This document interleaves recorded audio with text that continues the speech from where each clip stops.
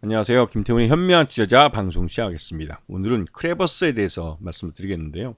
이 크레버스라고 하면 이름이 좀 생소하신 분들이 많을 겁니다.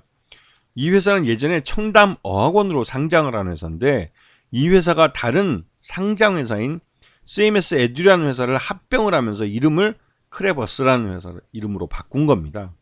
대표적인 국내 사교육 업체죠.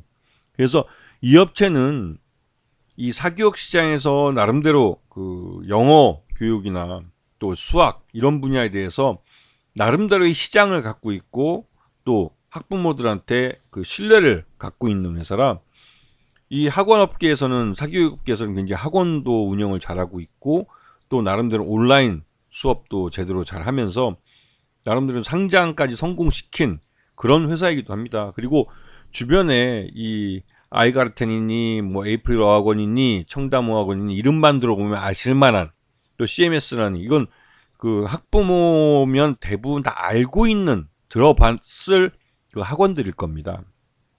이런 학원들이 그 이제 우리 주변에서 쉽게 볼 수 있고, 또 여기서 이제 매달 이제 월 결제로 돈이 들어오기 때문에 굉장히 재무적으로도 튼튼한 회사이기도 하죠. 그리고 이 회사는 크레버스 이름을 바꾸고 나서 해외 진출도 합니다. 인도네시아나 중국의 교육 사업으로 진출하기도 하고, 또 이러면서 이제 해외 사업도 활발하게, 지금은 물론 그 아직까지 뭐 투자를 더 중심으로 하고 있는 그런 분야이긴 하지만, 이런 쪽에서 투자를 하고 나름대로 시장을 해외에서 넓히려고 노력을 많이 하고 있죠. 이는 국내 시장이 이 아이들이 점점 줄어들고 있는 시장 자체가, 이제 사교육 시장이 앞으로 점점 줄어들 수밖에 없는 그런 시장의 한계를 뛰어넘기 위해서 해외 시장을 적극적으로 개척하고 있는 것이죠.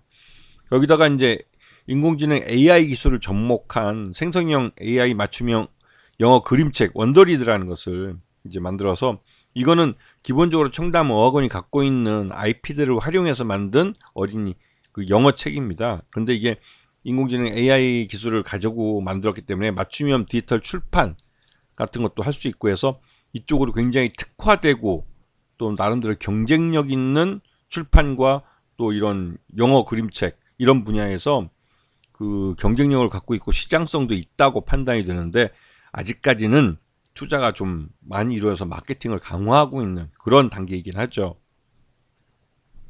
그래서 이 지금 현재 크레버스 뭐 다른 그 청담 아이가르텐이니 청담 미디어니 이런 그 다른 사업들을 다 보면, 국내 시장도 나름대로 뭐 이 학원 수강료 이런 걸로 전체 매출액의 50% 정도를 지금 매출을 올리고 있고, 그 외에 온라인 서비스나 또 각종 교구제 이런 것들을 판매하는 것들도 그렇고, 이런 분야에서 나름대로 실적들을 꾸준히 내고 있습니다.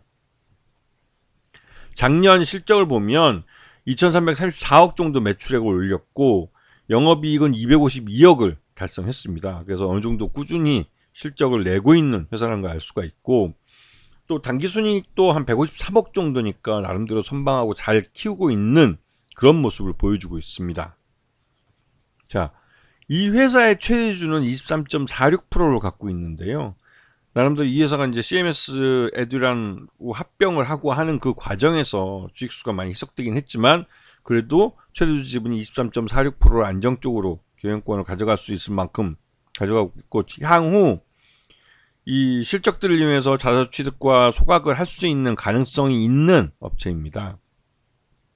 그리고 무엇보다도 이 크레버스는 고배당 정책을 취하고 있어요. 그래서 중간 배당과 결산 배당을 하고 있고, 그 중간 배당과 결산 배당 각각 주당 1,000원씩 배당을 해서 시가 배당률로 따지면 5%가 넘는 수익률을 보장해주고 있습니다. 수익률을 투자자들에게 가져다주고 있습니다. 그리고 이 크레버스의 이러한 주주가치 환원 정책은 기업 밸류업 프로그램과 맞물려서 나름대로 이제 그 기업 정부가, 지금 현재 정부가 추진하고 있는 기업 밸류업 프로그램의 수혜주로 이름을 올리고 있는 그런 회사이기도 하죠. 그래서 지금 보시게 되면 이 크레버스는 지난 그 한 2년 동안 주가가 줄기차게 하락을 했습니다. 이게 이제 이 사교육 시장에 대한 좀 위축도 있었고, 또 여러 가지 뭐 그 좋지 못한 이런 중간에 좀 문제들도 있었고 또 CMS 애들이랑 합병 과정도 있었고 해서 여러 가지 좀 경영적으로 혼란된 부분도 있었지만 나름대로 이런 것들을 다 정리하고 이제 실적도 안정적인 그 모습을 보여주고 있기 때문에 그에 대한 그 실적 개선이 이제 꾸준히 이런 사교육 시장을 통해서 이루어질 수 있는 그런 가능성과 기대감이 있기 때문에 주가도 그에 맞춰서 다시 반등하면서 윤석열 정부의 그 기업 밸류업 프로그램이라는 이것의 이제 정책의 수혜를 받으면서 이 주주 환원도 강화되고 이런 부분 때문에도 장기적으로 고배당주로 가치가 재평가되고 있는 그런 종목이기도 합니다. 그래서 이 크레버스 같은 경우 지난해 2023년 실적 기준으로 봤을 때는 적정 주가 한 2만 원 정도로 평가되고 있기 때문에 현재 주가 상승세는 그러한 작년 실적을 주가에 반영하는 흐름이라고 할 수가 있습니다. 그런데 중요한 건 올해 이 사교육 시장이 그 어느 때보다 이제 그 좀 혼란된 양상을 나타내고 특히 이제 고3 아이들 같은 경우는 이 의대 정원이 2,000명이 더 갑자기 늘어나게 되면서 이 기존에 이제 의대를 생각하지 않았던 그런 이제 상위권 학생들이 의대를 지원으로 이제 그러니까 뭐 최종적으로 이제 입시 방향을 바꾸면서 이 서울대나 연고대 같은 소위 스카이라는 대학에 갈 수 있는 학생들의 수가 어떻게 보면 더 늘어났다고 할 수가 있겠죠. 그리고 이제 기존에 뭐 전교 뭐 1등에서 한 5등 정도, 그러니까 반에서 한 1등에서 한 3등 요 정도 하는 학생들이 뭐 서울 연고대 스카이를 갔다면 이제는 의대 때문에도 1등에서 한 5등까지도 이제 폭이 더 넓어졌다는 의미이기도 합니다.